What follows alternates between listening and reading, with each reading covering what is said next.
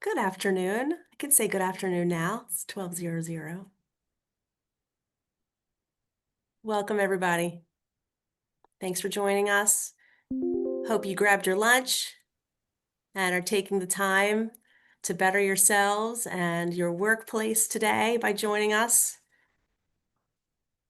I'd like to introduce a few folks on our Zoom webinar here this morning. I am Kim Beard, Training and Education Manager, and today I am also a Monarch Butterfly. Happy Halloween. Our presenter is here today, Michelle Collins, Dave Medeiros, the President of the Chesapeake Region Safety Council, and Christy Bliss, Director of Training and Consultation and the Mid-Atlantic OTIEC. I just wanted to start this beautiful Friday Halloween off with a few housekeeping items. If you are on your laptop or computer or on your mobile device, feel free to sort of scroll around a little bit here so you can find the different features. We will be using the chat feature today. There will be some attachments and links that we would like to share with you through that chat. So find those little chat bubbles. If you're on your mobile device, you might need to scroll to the left or the right to find those different dashboard items. And on my screen, it's down at the bottom, but everybody's Zoom looks a little bit different. So go ahead and take a minute to look around. You'll also see the Q&A function. If you have questions throughout the webinar, feel free to throw those in there. Myself and Christy will keep an eye on that, and Michelle, and we'll answer those at the end of the presentation. This meeting is being recorded, so we hope that you not only will participate and listen in today, but share with your friends, coworkers, family members. The recording and Michelle's presentation will be available on our website in just a few days, right under chesapeakese.org webinars where you registered for this event. So the webinar will be recorded. One other feature I'd like you to know is available is the show captions. You'll see a little CC on your mobile device or your laptop. If you would like to click on that show captions to see the words coming up in front of you, there are some additional language options as well. So without further ado, I'd like to ask, is it Dave? Dave, would you like to say good morning here? There you are. I see you on my screen. Yep. Good Good afternoon. How you Good doing? afternoon. That's Yes. it, ma'am. We've crossed that threshold into the afternoon time right now. And I don't know where you are, but if you're on the East Coast of the United States, it's an absolutely beautiful day out here today. A little fall chipper in the air, but you know what? That puts a little, spring in your step and all that great stuff. My name is Dave Medeiros. I'm the president of the Chesapeake Region Safety Council. We are also the Mid-Atlantic OSHA Training Institute Education Center, which falls under the umbrella of the Chesapeake Region Safety Council as a chapter of the National Safety Council. Our mission is to educate and influence people to prevent accidental injury and death. That's why we exist. Saving lives and preventing injuries is what we're all about. You know, somebody once told me that 70 to 80% of problems could be resolved with better communication. And I'm thinking, yep, that's probably really a good idea if we were able to interact with each other better, talk to each other better, send signals in a way that doesn't put us back on our heels. And so we're going to learn something about that today. And you know what? Being a cranky old man like I am, I can probably use a little help with my communications from time to time. So I am very excited to be here, very excited to have this opportunity to learn something on a Friday afternoon. And so I want to welcome you all, and I hope we all get something really good out of this. And I'm looking forward to it. So thank you for being here, and I will turn it back over to the lovely Miss Kim Beard. Thanks, Dave. I am going to share a few items in the chat here in a few minutes. I'd like you all to know about Dave's book that is available now. So if you it didn't get enough Dave Medeiros this morning already, I am going to share this with you, and I've got a QR code for you that'll pop up at the end of this presentation. So I'm going to put that chat here, and I'm going to put that in the chat here in a minute. Oh, okay, cool. Christy Bliss, hello and good morning with the antlers. Good morning. In case you guys didn't know, I was a deer crossing. You know, Careful. okay. Careful, deer crossing. Happy Halloween, everybody. And those that registered, you guys saw that we were, did this great communication webinar on Halloween. And what better day to talk about communication than the day when we're not being ourselves, when we dress up and we have to be somebody else, right? So, anyway, I'm here to introduce Michelle Collins, and Michelle Collins comes to us from her therapist business called Ashe Therapy and Services, and she is a family therapist and has transitioned that family therapy and counseling into what she does now with navigating conflicts. Um, and guiding effective communication and facilitating conflict resolution with organizations and workplaces. So that's why you're all here, hopefully, to hear all what she has to say. But she has a team of support, counseling and support services that can help all of us in any way. So Ashe Services, Therapy and Services is her company, and we're really excited to have her here with us. She has lots of years of experience, so please give a warm welcome or silent hand clapping for Michelle. And I'm going to turn it over to you, Michelle. Thank you. Thank you so much, Christy. Thank you all for having me here today. I'm very excited to talk with you all about communication. As a therapist, I do spend a lot of time talking about how to best communicate your message. And I enjoy being able to do that in workplaces and organizations just to support a healthy environment and to really emphasize this goal that you guys had that Dave mentioned of, again, saving lives and preventing deaths. Give me one moment as I share my screen. Okay, That looks so good, yeah. Michelle. Say that again, Kim, I'm Yeah, sorry. looks good. Perfect. Well, again, let's go ahead and jump in. If you guys have questions, as Kim and Christy mentioned, they can be placed in the chat or in the Q&A, and hopefully we will have time to address those. But we'll go ahead and jump in to the haunted workplace. Today, our goal is to exercise miscommunication and conflict. Obviously, we cannot make workplaces perfect where there is zero conflict or zero miscommunication. But my hope is today that you have tools to significantly decrease those miscommunications and increase the efficacy that each of you feel in managing conflict in the workplace. So just a little bit more about me. Again, I'm a licensed couple and family therapist and have been doing so for about 10 years now. My practice is located in Baltimore, Maryland, just off of Cathedral Street in Mount Vernon, where we offer a slew of services for life's unexpected and expected changes. We have several folks on staff, and we do accept insurance and provide telehealth throughout the DMV and in-person services in our Baltimore office.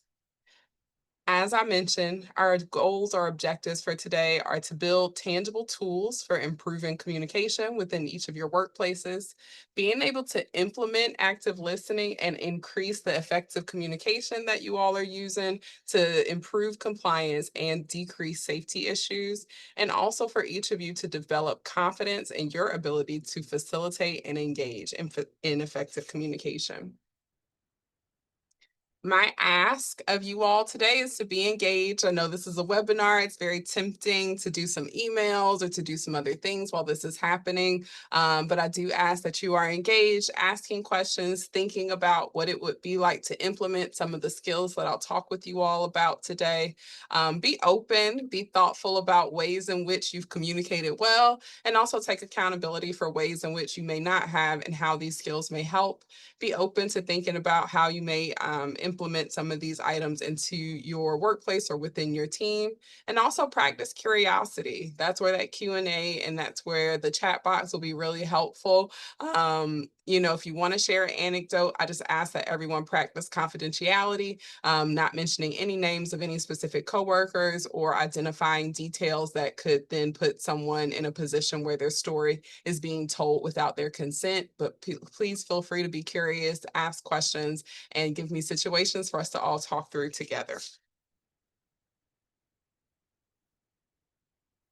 So first, let's identify why communication is important in the workplace and why we put such a focus on it. First, it increases productivity. A workplace is simply not going to be efficient if communication is poor, if teammates don't know what the other person is doing, if supervisors don't feel they can address things with their team. It can just lead to a really ineffective workplace, and it can decrease productivity and decrease those products or different services that a company or an office is offering. It also facilitates trust. No, you may not trust your coworker the same way you trust a best friend or a spouse, but there is a certain level of trust, this mutual agreement that we are both here to do, or we are all here to do what this job has asked us to do to the best of our abilities. And especially thinking about environments that you all work in where safety is critical. Trust is also there in terms of people's livelihood, being able to return home to their families, being able to enjoy that paycheck they worked so hard for, and being able really to have confidence in themselves in performing some of these jobs that may feel a little scary at times. It also can improve employee engagement. Simply put, people don't like coming to a job place that's chaotic, that has poor communication, that is toxic, has a lot of drama going on. So when we have a thoughtfulness or put some intention into communication in the workplace, we're also being thoughtful about creating a space that employees want to come to for the most part and helping them engage in the workplace in a healthy way. As I just mentioned, communication in the workplace or effective communication in the workplace can also decrease drama. Um, and then what happens when communication is not prioritized? That's where we see things like deadlines are missed, safety hazards can happen, and then ultimately people leave jobs when communication is not practiced, or when good communication is not practiced within their workplace. According to a report that actually came out from the McKinsey Institute, it found that teams that communicate well, they saw productivity increase by 25% on their team. According to a different poll from 2024, 64% of business leaders also believe that effective communication is what led to that increase in team productivity. So these are some of the reasons why it's important. But let's talk about also barriers that can come up that are sometimes within our control and then sometimes those aren't. Some different barriers that can be there are things like physical challenges. I'll talk more about each of these after reading off our list. Cultural differences, emotional reactions that can come up from the person speaking or the person listening, the perception of what is being said, language differences, differences in interpersonal growth, and gender differences. These are all some different things that can sometimes influence how communication can be perceived or how well communication flows in a workspace. When I put together this presentation a while back, and when I talk to different organizations, I love to talk about this piece of physical barriers that can influence how well communication goes. And it's always fascinating to me how when I mention this, people are like, oh yeah, I never considered how that may be influencing how well my message is being received or how able someone is to communicate. Physical challenges can refer to something like a desk between you and the person that you are talking to. It can also include something like you're standing and the person is sitting when you're talking to them. Physical challenges can also refer to closed office doors, these things that can sometimes communicate or set a person's body into a place of, oh crap, what's about to happen. And as soon as our brain starts getting into that defense mode or starts being really worried about what the message is, it can be a lot harder to hear the message fully and to really incorporate or internalize what the message is, or yeah, the message that is being said by the person speaking. Especially, I don't know how often this has happened in some of your workspaces where construction and whatnot may be going on, but especially after the pandemic and with so many working from home options now, things like being on a screen for certain messages also can influence how well something is perceived. So these are all just some things to consider when you're setting up a space to talk about maybe a harder thing with someone, or even sharing something really positive. Are these physical barriers potentially influencing the outcome of that communication?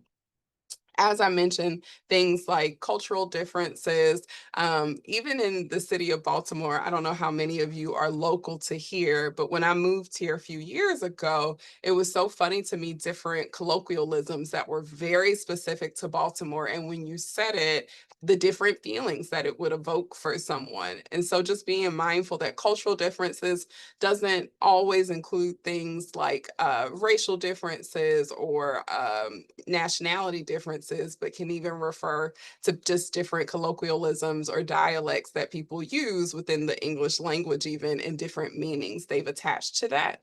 And how do you start to just practice awareness of that on your team? Things like getting together, holiday parties, just taking time to get to know people can help eliminate or help you better understand some of those cultural differences and how to potentially address those when communicating with your team. Again, as I mentioned with emotional reactions, it can be hard sometimes too when you're sharing something that might be difficult to hear and a person has this really big reaction. And let's be honest, you guys are not therapists and no one should expect you to be that person. And sometimes HR may not be immediately available, or maybe there just isn't a trusted person available to support that person's emotional reaction. And so, what do you do in those cases as well? But again, that can influence how well communication may go in the workplace. And don't worry, we're going to talk a little bit about solutions or what to do in those moments. Um, and again, going through these items that can be barriers, thinking about language differences. Are you implementing things like a translator on site or having something like a online translation service to support you and making sure that someone is understanding the message? I've seen some workplaces where they will have another coworker who may speak the same language as someone be that translator, and I often do not recommend that for these differences that I mentioned above, like cultural differences and differences in dialect. But also, that can put someone a bit, make someone a bit nervous if someone that isn't really attached to the situation is now gaining information. So, again, those official translation services or online translation services, having those available to ensure that people fully understand the message. Um, I I often in my notes I said pause here, but again, if you guys have questions or thoughts around any of these pieces or solutions even to some of these barriers in communication, feel free to drop them in the chat. Another piece I mentioned on here was about interpersonal growth, just where people are on their own journey in life in terms of feeling secure with where they are financially, feeling good about where they are in their career, feeling good about home life. Again, while it is not your responsibility to practice awareness or significant concern around those areas, those pieces can influence how well someone hears a message. Um, Moving forward and talking about understanding some of the challenges that can come up with communication, here on the screen, you see this triangle. Some of you may have seen this in a psychology class or maybe in a another kind of setting, but this is Maslow's hierarchy of needs. That's Maslow, MASLOW, hierarchy of needs. And his theory is that when these basic needs are met, the basic physiological safety needs, people are better able to move through this triangle and get to the top, his ultimate goal, or what he describes as our ultimate purpose as humans, which is self actualization, where we're able to move from a healthy moral compass, able to engage in creativity, have spontaneity about ourselves, feel confident in our ability to problem solve, engage in the world with the lack of biases, and be able to accept facts. What can happen sometimes in a workplace is that when communication challenges show up, you may have a person that's feeling like some of these basic needs aren't being met. And then it's a lot harder to be present in these skills that are needed for effective communication. For example, if you're having a conversation with someone about tardiness and they come into the office already feeling nervous about that, and you're having this conversation saying, "Hey, I want to support you in getting to work on time. That's really important for our deliverables," they may internalize that conversation as a threat to their safety in terms of their security of employment.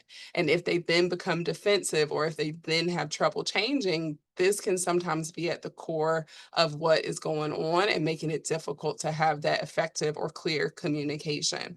Again, it would not be your responsibility to resolve that, but practicing curiosity sometimes when people are not adhering to communication or are not being responsive to communication in the way that you hope, asking questions or being curious about what other resources they are using to show up as their best selves.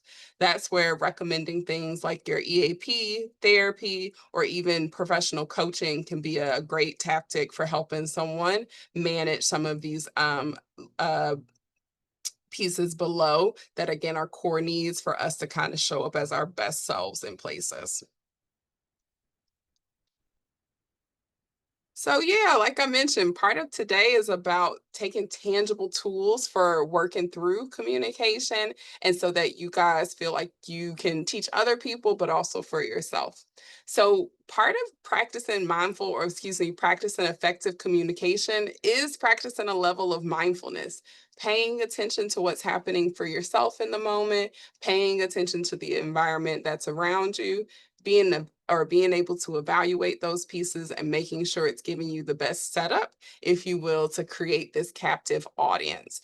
And then I like to give all of my participants what I call the 3 C's of communication. Kim, can I ask you to drop that in the chat now? I have a handout for you all that I hope you all will use in your workplace. Feel free to share, or if you feel like you would need additional support around this, you can definitely reach out and have us come in to talk about these 3 C's of communication. But it just got dropped in the chat. It's a PDF. Feel free to open it and go along as I'm talking with you today. But I talk about my 3 C's to remember: practicing consideration, clarity, and being concise. I'll start from the bottom up. That practice of brevity when we are communicating. For some of us, we have been trained along the way that we need to figure out how to say things in a really thoughtful manner. And that sometimes results in us using 15 words to describe a sentence that may only take 3. And so practicing or being mindful of that brevity or how concise you are makes it easier on yourself in some ways, but definitely makes it easier on your audience. People cannot internalize a monologue. If you want to talk with someone about having a more productive relationship or working relationship with their coworker, it's coming in and saying, "Hey, I've noticed these issues and I want you guys to be more effective with one another because it's negatively impacting outcomes in this way. These are my ideas. What do you think?"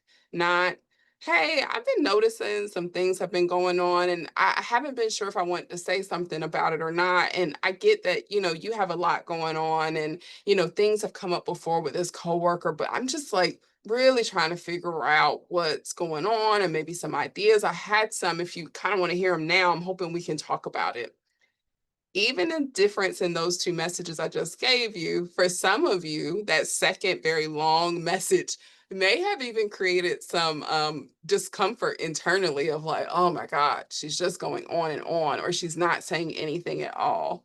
And so again, practicing brevity helps the message become clearer, but also allows that listener to fully hear what's happening and internalize what is happening. Again, we cannot internalize monologues. As I mentioned, that brevity leads to my second C of clarity. So when we are speaking, it is incredibly important. And just as a little side note as well, these are actually my 3 C's that I teach to families and couples as well. So this is a little nod for all my folks out there that might be having trouble communicating with a loved one or someone outside of the workplace. I want you to think about if you're practicing clarity in your communication. I'll give my family example first, and then we'll talk about a work example. But I tell couples all the time, you can't talk around the thing that you want. So I may have a spouse that comes in and says, "Oh, it's just been so long since I've had fun. I just feel so bored. I'm tired with work. It's just is nonstop. Where's the fun in my life?" And it just goes over the spouse's head. And then when I encourage that spouse to say, "Hey, I miss spending time with you. I would like to go on an adventure this weekend of a hike down in Great Falls. What do you think?" Great Falls in Virginia. that elicits a much different response from your audience, gives them an action item, but also allows them to be allows them to understand the message and not have to read between the lines. This is incredibly important for you all's workspaces where safety is one of the top priorities. We don't want people having to read between the lines of what they need to do to operate a machinery safely or what they need to do to communicate with their coworker so that their coworker takes on the next task in a safe way. We want to be clear. At this level, you now do this. I am concerned that this job is too much for you. I want to move you to here for now, not as punishment, but to allow you to train more until you are ready here because this is a safety issue. So practicing that clarity oftentimes will utilize I statements where you're starting with I feel or I think this. That allows you to be clear and being sure again that you're prioritizing that brevity. And then the last part is practicing consideration. Again, going into spaces and having some benefit of the doubt for folks, which I know sometimes can be hard in a workplace, especially if you're working with someone that maybe they've been on a performance improvement plan. Maybe this is something you've talked through a few times, but trying your best to move forward with that consideration so that the conversation stays as neutral as possible. So in a workplace, what consideration doesn't sound like is it seems like you just don't want to be here, and I don't think I want you to be here anymore. So we need to come up with a plan. That can feel really inconsiderate to some folks. A different way of saying that is, I'm concerned about your longevity with the office because this is what we expect in terms of people's commitment or in terms of people's productivity for our outcomes. Do you have any ideas on how to improve this, or do we need to talk about an alternative plan? While there's definitely similarity in the message, again, you won't be able to completely eliminate sometimes the toughness or the hardness of a conversation. You can practice some consideration by again speaking from your perspective, leading with that I, and operating in some level of curiosity when it comes to that problem solving or openness to collaboration when it comes to that problem solving. So one part of communication challenges is that ownership as the speaker and prioritizing those 3 C's that I've mentioned to you of the consideration, clarity, and being concise. But the other part of communication is being a great listener. In our society, we are often taught to listen to respond versus listening just to listen, which is a big shift. Even when we think about elementary school environments, if a teacher calls on a student and says, "What's 2 + 2?" the expectation is for that student to then say 4, not for that student to respond with, Miss Jones, you're curious. What is 2 + 2? So I know that I'm encouraging you all to kind of do things a little bit different than what we've been taught, but active listening allows us to reduce miscommunications, offer confirmation, and offer clarity if needed. Active listening is simply the act of paraphrasing back what you have heard the speaker say. So if someone says, "Hey, this project has to be done by November 2nd. Otherwise, our deadline will pass and funding will be canceled." As the active listener, and I know this may feel silly in some ways, but as the active listener, your role is to say, "I've heard you say that our deadline is November 2nd. If we miss that, our funding will be canceled. Did I hear you correctly?" Offering that confirmation and that curiosity of if I've heard you correctly and if I've taken everything from this message that you intended for me to have is the best way to kind of wrap up that effective communication that we're talking about today and engaging if you are the listener engaging as an active listener and participating in that effective communication loophole or feedback loop. So I would love to take some time to practice a little bit with you guys in terms of prioritizing these 3 C's. I know we're in a webinar format today, but I'm going to go to the next slide and give you guys just about 2 minutes to read through it, and feel free to drop your thoughts in the chat or drop it in the Q&A. but I would like us to practice. So this is an email that came out from a manager that says, "Hi team, I just wanted to touch base, circle back, and kind of bring into view some thoughts and considerations that have been floating around regarding the overall situation that we're currently in. Now, while I understand that there were preliminary discussions at the last meeting and possibly a follow-up via email, although I'm not entirely sure if everyone was CC'd on that, it might be helpful though, of course not mandatory, for us to consider possibly revisiting or at least thinking about revisiting some of the points that were mentioned, but perhaps not fully explored in detail due to time constraints or other priorities at that moment. That being said, in order to move forward in a direction that is aligned with our general goals, but not necessarily fixed or rigid, it would be advantageous to tentatively agree on some form of loosely structured framework or roadmap that outlines in broad terms what we might aim to accomplish within the next few weeks. Please let me know your thoughts or if you have any clarifications or questions about what I am trying to get at here. I can imagine a lot of you probably have some clarifications or questions about what this manager is trying to get at. But take a minute to think about how you would rewrite this email, prioritizing those three C's of clear, concise, and considerate. And again, if you feel comfortable, drop it in the chat. And then I'll give my version in just about a minute or so.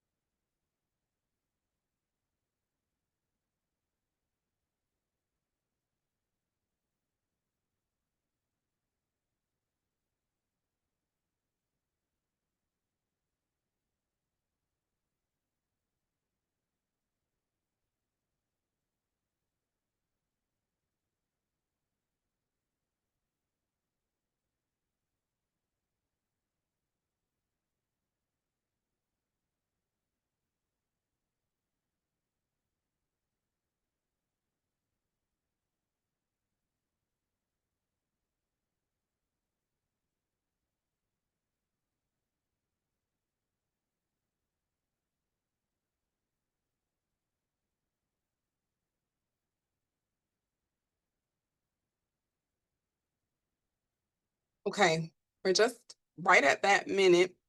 Um, Kim put in the chat, so many big words and agreed. So many words that are also like so unnecessary. Thank you, Marco, for mentioning too much ambiguity, waffling in the second paragraph and the third. I agree. So something this would look like, "Hi team, I am reaching out so that we can come up with a plan for our upcoming launch." I'm sorry, I'm like saying it as I'm reading it, and I'm even having trouble remembering what exactly this message is even going for. But in my mind, I think this message can really be shortened to about 3 or 4 lines. It says exactly what this manager is looking for and any action items that he is looking for or that they are looking for from their team. I think asking if you have any questions is a great way to wrap up an email and engaging that active listener to make sure that they fully took in the message. Excuse me, but again, there's a ton of ambiguity. Excuse me, again, I'm sorry. Most people would look at this message and become just exhausted from trying to read through it all. And then there we are with someone feeling like maybe their time is being compromised, maybe their ability to pay attention to other tasks is being compromised. And this message just gets missed, it doesn't get answered, or what the manager is looking for is not met. So thank you all for taking some time. Oh, I love some of these responses. Rose said, "Hi team, I have scheduled a meeting on this date to review our goals and plan the direction and next steps to move forward toward achieving our goals." Exactly. Very clear. You have a date in there.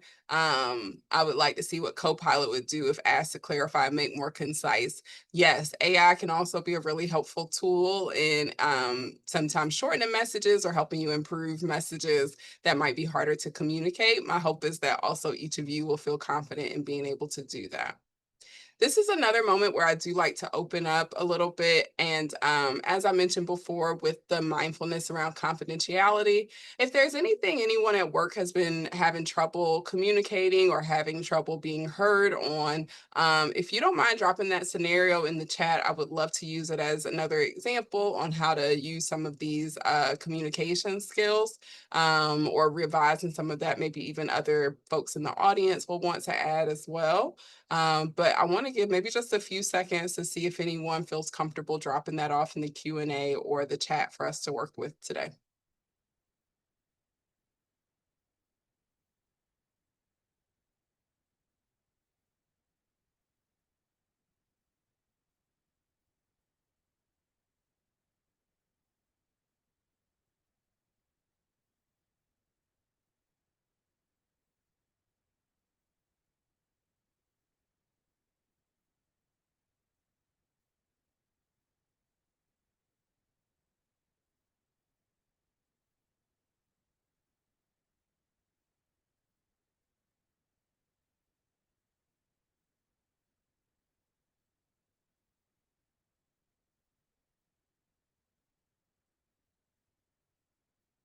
I want to be mindful of time, so I'll give folks maybe just another few seconds to see if anyone is interested in taking my offer of putting maybe some harder things or some topics that have been hard to communicate around in the chat.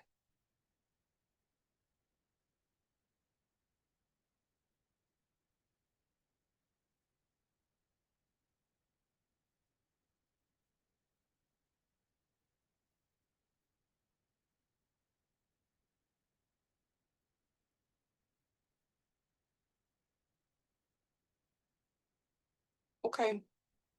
If anybody thinks of anything or would like to share, feel free to do so still through the chat or through the Q&A, but I am going to go ahead and move forward for now. So again, we've talked about communication. The goal is in practicing these 3 C's and practicing those 2 C's of active listening. So the concise, clear, and considerate when you are the speaker and when you are the listener, practicing confirmation and curiosity, asking, this is what I heard. Is this is what you meant? Is this what you meant? As the active listener, the typically in prioritizing those 2 sets of skills, communication flows really well. I've seen that happen in the therapy office with really contentious families or contentious couples. And I've also seen that make a huge difference in the workplace, especially that shift in active listening of saying, can you tell me what you heard? Or this is what I've heard. Did I miss anything? And at the end of the day, as I mentioned earlier when we first got started, communication is one part, and then being able to resolve conflict when it shows up is the next piece of what I would like to talk with you all about today. Again, the hope is those 2 sets of skills will eliminate that or reduce the risk of conflict arising.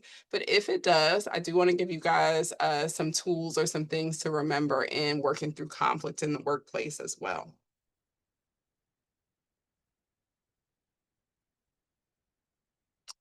I see a few things in the chat, and I'll come back to it after we talk through the conflict resolution piece and be able to talk through that as a group. Thank you all for those that shared.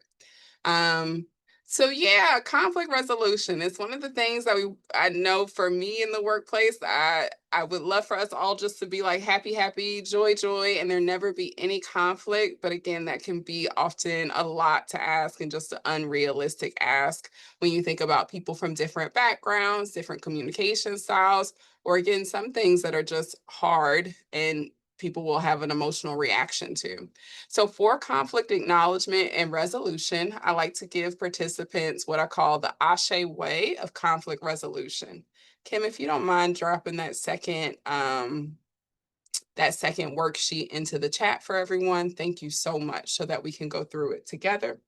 So similar to my 3 C's, I like to give people a framework for working through conflict resolution. So the first step in conflict resolution is to first accept what the problem is by stating the facts clearly. Oftentimes with conflict, one reason it can kind of explode is because people are arguing about two different things or about this one little angle that one person has nuanced and the other person hasn't. So the first step in clearing the air and being able to resolve the conflict is to accept fully what the problem is and how people have contributed to that problem, but state that problem clearly. On the worksheet that was dropped in the chat and will be shared with you all today after the webinar, there's a space to write that out.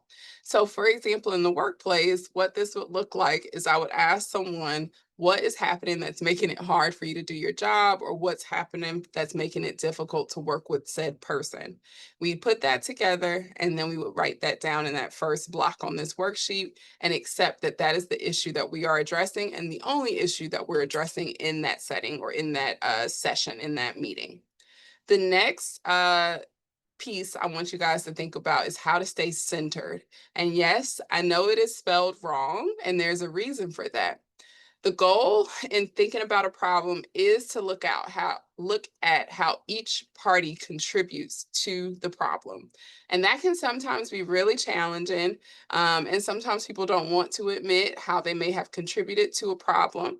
But oftentimes, if we take a step back, reduce some of our own feelings that may be coming up around this, and just look at a situation objectively, we can say, you know what? I realized I kind of didn't do my coworker, or I did my coworker a disservice by teaching them the quick way to do these spreadsheets. By doing so, I realized I know that quick way, but the quick way I taught them, they actually missed a few steps, and now we're getting data that doesn't accurately reflect what we've been working on.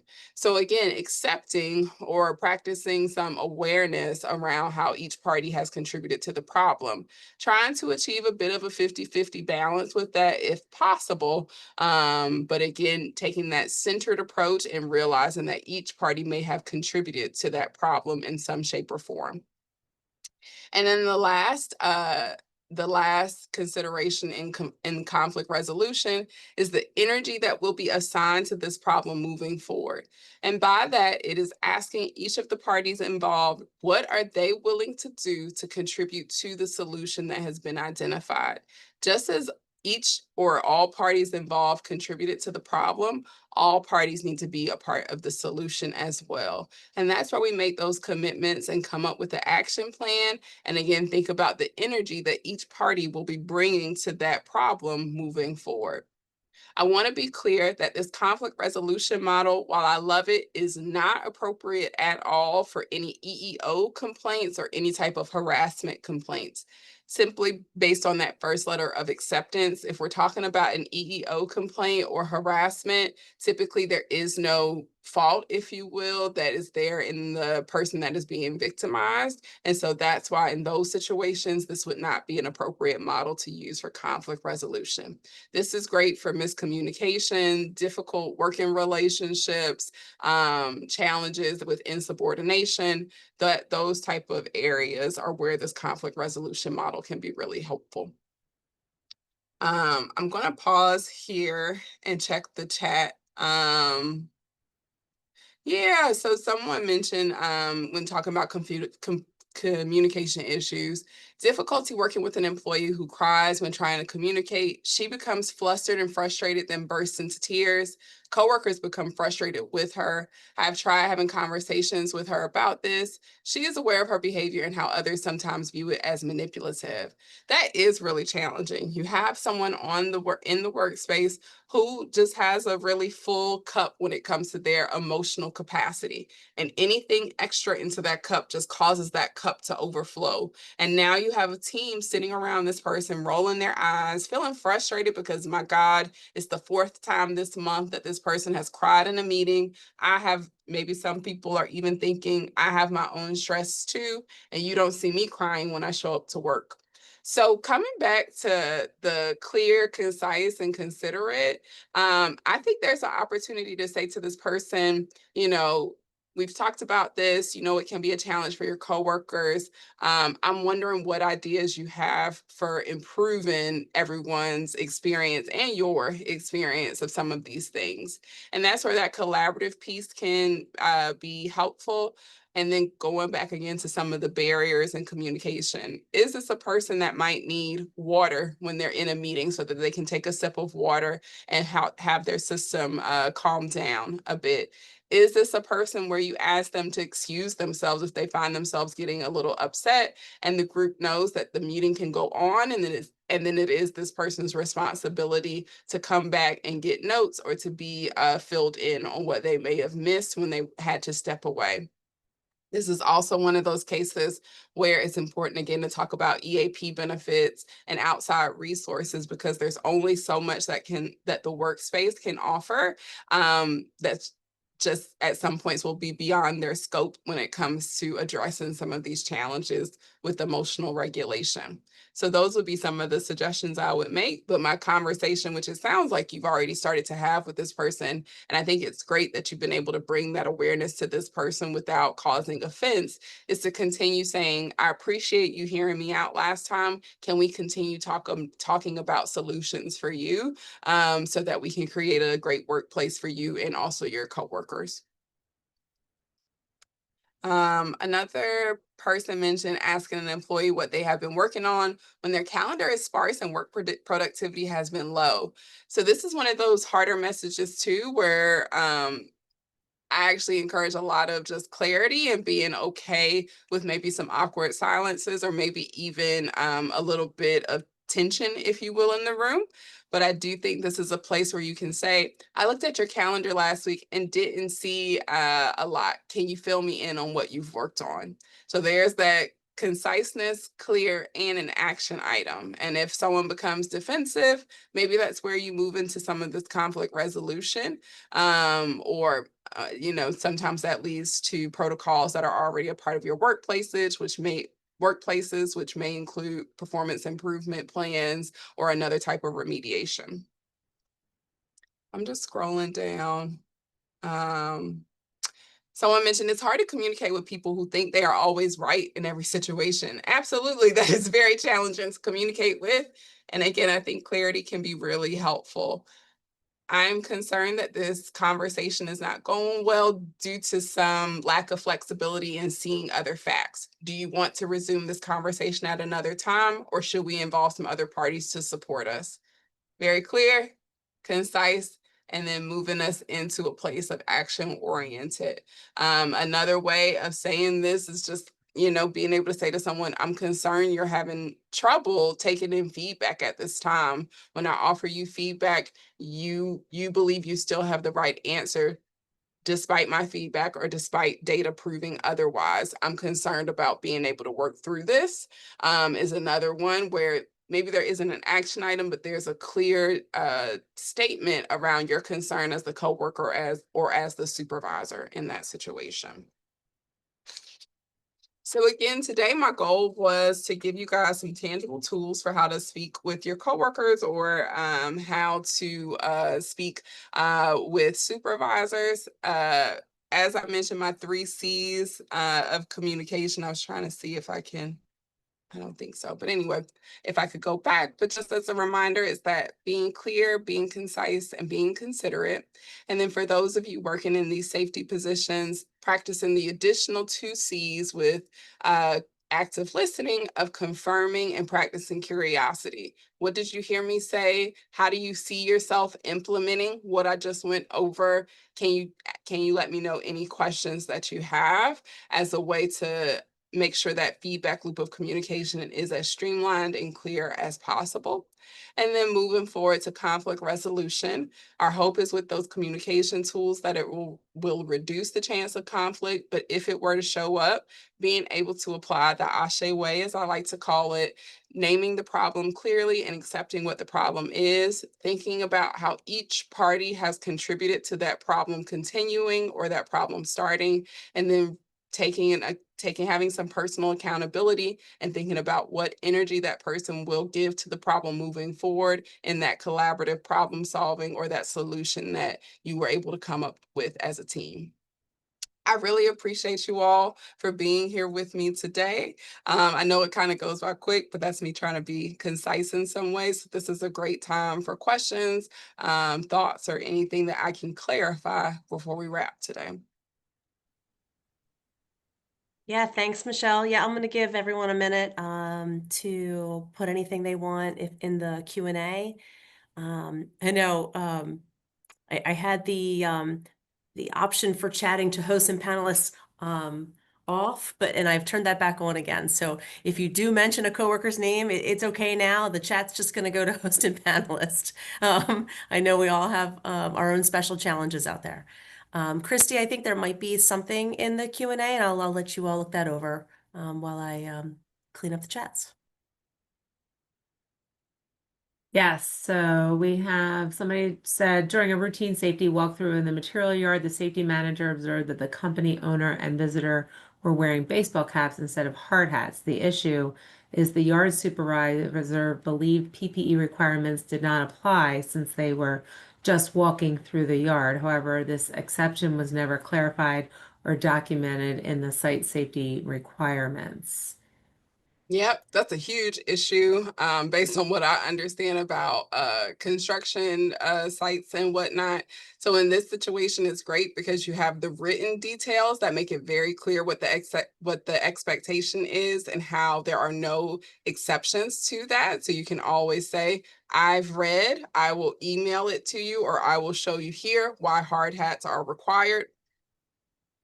Excuse me, and then also just saying that does not work. Our expectation or our safety requirement is that hard hats are worn at all times. Would you like to go get that?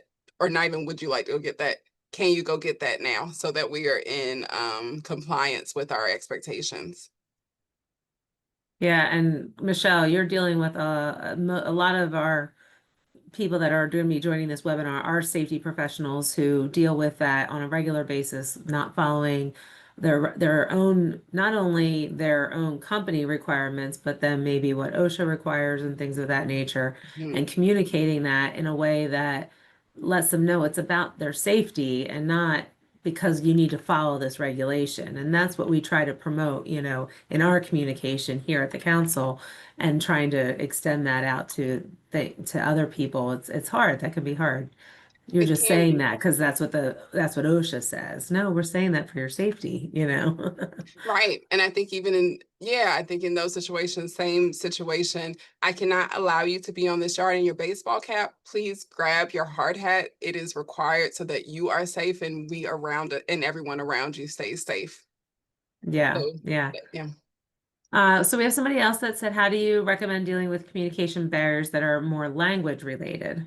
Sure. So if there is a difference in language, there are some online translation services, or depending on the agency that you work for, you may have access to a translation service, and I would recommend using that. And then if it's something where you do not have translation available, that can definitely make things a little bit more challenging, and where you want to take into account the environment in which you're communicating and really putting a lot of emphasis on the active listening and confirming what people have heard as you are speaking. So that might be something where you slow down orientation significantly to allow for that space to say, can everyone let me know what they've understood from the past 10 minutes of this presentation, for example?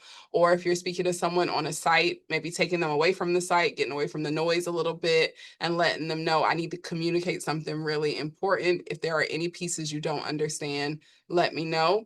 But my first suggestion will always be using a third-party translation service to support any language differences. Yeah, Michelle, one of the things that I know a lot of people they'll just say, do you understand? And you just get the nod back. So is there another comment or another question we can ask people when we want to get that true answer back?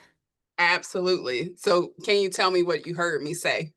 Is the biggest one that I like to give to people. And again, guys, this is something y'all will be, yeah, it's amazing to me how this works again with our spouses, our children, and family members as well. Can you tell me what you've understood? Or especially when things have action attached to them, can you tell me how you see yourself implementing what I just said? Because it's putting some onus on the other person to say exactly how they're planning to do the thing the directive you just gave, or can you tell me what you've heard? gives you a really great idea of how much of that message was internalized. Can you tell me what you've heard me say?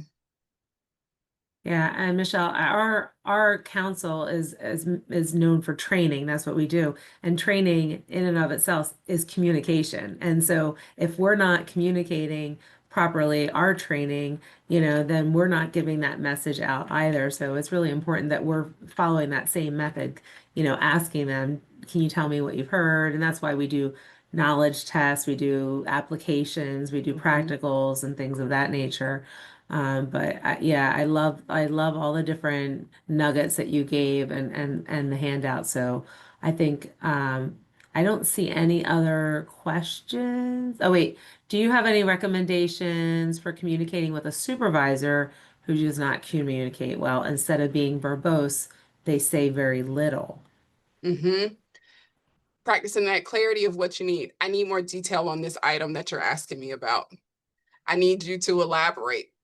I do not understand what you've given me thus far. Can you say more about this item? So being pretty deliberate around exactly what you're looking for. If they're still, pretty soft, or maybe not soft spoken, but a person of few words, at that point, maybe it's time to advocate to, I'm concerned about my ability to do my job. I have trouble understanding our conversations at times or our communication at times. Is there an additional resource we can use to support us having effective communication? But my first step would definitely be, can you say more, or I need more information to do this well. And Michelle, I have a question. How much of this is on us? So in that situation, if with the supervisor, how much is it on me as the person versus the supervisor to make sure that I'm communicating? I mean, I guess we have to advocate for ourselves, right? But so I mean, I guess it would be pertinent for me to say something like, I really understand better visual. Could you write it out for me? Or could you send me an email with details so that I Exactly. could understand better? Something of that nature. Exactly. So if you can look yourself in the mirror at the end of a workday and say that you have clearly communicated your expectations or your standards for how you best do your job to a supervisor, for example, and that's still not being met, then that's where I would recommend consulting with HR or another entity within within your workspace that's responsible for helping with because this isn't really a conflict, that's more so about like management style and being able to shift some. So being able to consult with someone within the workplace that can support you all in coming up with a different plan. But the first step is, again, making sure and being honest with yourself that you feel you have done everything you can do to communicate clearly what your needs are or what your expectations are for being able to do your job effectively. Great. Kim, I don't see anything else in the chat or the Yep. Q&A. Yeah, I think that's about it. And if people have questions later, because they'll be, driving home or finishing up their workday or weekend, and they're, of course, welcome to reach out to us, and Michelle will do her best to give some answers. I wanted to let everyone know, and as a reminder, that this webinar was recorded, and the wonderful handouts and presentation that Michelle's providing us, if you had any trouble downloading them, they'll all be available on our website under safety webinars in just a couple of days. Here's a link to the safety webinars page, to our training schedule, so you can come see us soon and take some additional training. And then I wanted to, I guess I just keep thinking this whole time about how communication is really, the team sport, right? It's the ultimate team sport as far as I'm concerned. And so I put in the chat the availability of Dave Medeiros' book. And there's a QR code. If you got your cell available, you can take a picture of that. And yeah, and I just wanted to thank Michelle and Dave. I hope you'll bring it home here and thanking Michelle. I've made like 12 notes about what things I need to clarify with people. And I really appreciate your time today. So really, I think there's a lot of people in the chat saying that they're so thankful that they can certainly use this, not just on the job site, but probably in their house as well. So yeah, Dave. I probably only have one word to describe what Michelle did today, and that was outstanding. I thought it was fantastic, very, very well done. And we can all use an opportunity to learn to be better communicators. And I think you helped out a whole heck of a lot today. So I can't thank you enough, Michelle. It was really good. It was my pleasure. Thank you all for having me. I'm wishing you all the best in communicating and everything else. I did put my contact information in the chat if anyone would like to speak more or if there's additional resources your workplace may need. I'm happy to be of service. Thank you, Michelle. Happy Halloween, everybody. Happy Halloween, everyone. You all have a lovely rest of your day. Bye. Bye.